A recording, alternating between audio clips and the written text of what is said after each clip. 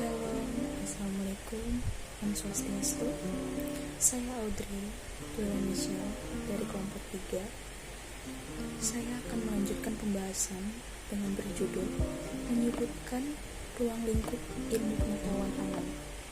Ruang lingkup dalam ilmu pengetahuan alam yaitu seluruh makhluk hidup, energi dan perubahannya, bumi dan alam semesta untuk proses materi dan sifatnya. IPA tersendiri ada 3 aspek. Yang pertama fisika, kimia, dan biologi. Untuk fisika tersebut adalah fisika atau fisik. Fisika secara klasik dibagi dalam mekanika, panas, bumi, cahaya, gelombang, listrik, magnet, dan teknik mekanika, dan termasuk lingkup besar yaitu ada 2, bumi dan antariksa. Kimia tersebut adalah chemistry. Kimia secara garis besar dibagi menjadi kimia anorganik dan kimia organik. Kedua bagian itu pada dasarnya membahas dasar keseluruhan. Kemudian diikuti ada 2, analisis. Yang pertama kualitatif dan kuantitatif. Selanjutnya saya akan menjelaskan aspek biologi. Biologi ini adalah atau biologikal yang mempelajari dari gejala-gejalanya. Biologi ini ada mempunyai cabang-cabang. Yang pertama botani, zoologi, morfologi, anatomi, fisiologi, dan sitologi atau biologi sel. Saya akan menjelaskan dari botani. Botani ini adalah mempelajari pertumbuhan, reproduksi, metabolisme, perkembangan, interaksi dengan komponen biotik dan komponen abiotik, serta evolusi tumbuhan. Zoologi. Zoologi adalah mempelajari struktur fungsi, perilaku, serta evolusi hewan. Meliputi semuanya yaitu anatomi, perbandingan, psikologi hewan, biologi molekular, etologi, ekologi perilaku, biologi evolusioner, taksonomi, dan paleontologi. Selanjutnya yaitu morfologi. Morfologi adalah struktur luar atau bentuk luar makhluk hidup. Morfologi berarti pengetahuan tentang bentuk atau morfos. Morfologi ada bagian 3, ada nama 3. Yang pertama morfologi linguistik, morfologi biologi, dan geomorfologi. Untuk morfologi linguistik adalah ilmu tentang morfem-morfem dalam bahasa. Yang kedua, morfologi atau biologi, ilmu tentang organisme, terutama hewan dan tumbuhan.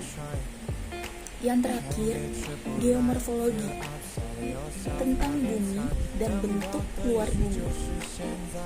Selanjutnya, anatomi. Anatomi adalah organisasi dari makhluk hidup. Dan terdapat juga anatomi hewan atau zootomi dan anatomi tumbuhan atau fitotomi.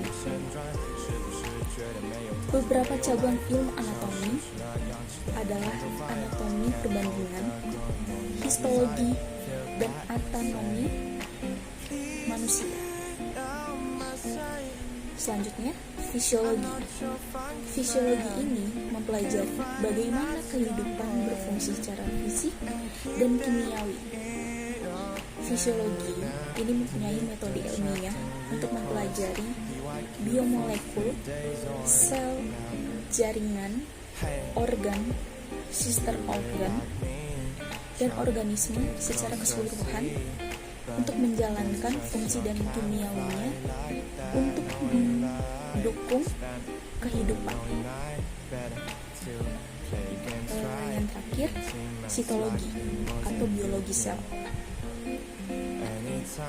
adalah sifat-sifat fisiologis sel seperti struktur dan organel yang terdapat di dalam sel, lingkungan, dan interaksi sel, daun, hidup sel, pembelahan sel, dan fungsi sel atau fisiologi. Dipelajari baik pada skala mikroskopik maupun skala molekuler. Dan sel biologi meneliti baik organisme bersel tunggal seperti bakteri maupun sel-sel yang terdapat di organisme multisel seperti manusia. Selanjutnya yaitu ruang lingkup ilmu alamiah dasar atau IA, yaitu yang mempelajari alam semesta dan tata surya, bumi, asal muka kehidupan bumi, kelahiran alam semesta, dan yang terakhir pengembangan variabilitas makhluk hidup. Dan untuk pembahasannya yaitu alam semesta dan tata surya mengenal alam semesta, yang terdapat kehidupan biotik maupun abiotik, serta segala macam peristiwa alam yang dapat diungkapkan maupun yang belum dapat diungkapkan oleh manusia. Teori terbentuknya alam semesta ada dua, teori ledakan dan teori ekspansi dan kontraksi teori. Teori ledakan adalah karena adanya suatu massa dan berat jenis yang sangat besar, meledak dengan hebat karena adanya reaksi inti. Yang kedua, teori ekspansi dan kontraksi teori. Teori ini berlandas pikiran bahwa ada suatu siklus dan alam semesta. Ada dua, masa ekspansi dan masa kontraksi. Saya akan menjelaskan tata surya. Tata surya adalah sebuah bintang yang disebut matahari dan semua objek yang mengelilinginya. Objek-objek tersebut termasuk ada 8 buah planet. Yang pertama Merkurius, Venus, Bumi, Mars, Jupiter, Saturnus, Uranus, dan Neptunus. Ada sebuah orbit yang berbentuk elips. Ada 5 planet kerdil atau kapai. Yang pertama Pluto, Ceres, Haumea, Makemake, dan Eris. Hipotesis tentang terbentuknya tata surya. Yang pertama, hipotesis nebula. Akibat gaya gravitasi, gas-gas tersebut membadat seiring dengan penurunan suhunya dan membentuk planet dengan cara yang sama planet luar juga berbentuk. Yang kedua, hipotesis planetesimal.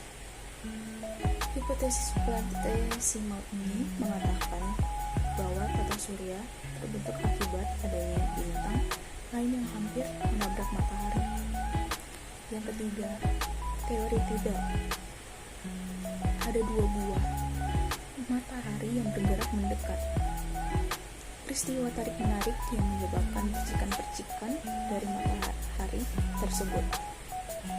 Percikan-percikan atau tidal inilah yang menjadi planet dan benda-benda angkasa lainnya. Yang keempat, hipotesis kondensasi menjelaskan bahwa tata surya terbentuk dari bola kabut raksasa yang berputar berbentuk cakram raksasa. Terakhir yaitu hipotesis bintang kembar, bahwa tata surya kita berupa 2 bintang yang hampir sama ukurannya dan berdekatan, yang salah satunya meledak meninggalkan serpian-serpian kecil. Serpian itu akan terperangkap oleh gravitasi bintang yang tidak meledak dan mengelilinginya. Sekian dari presentasi saya. kiranya memberkati kita semua. Shalom. Assalamualaikum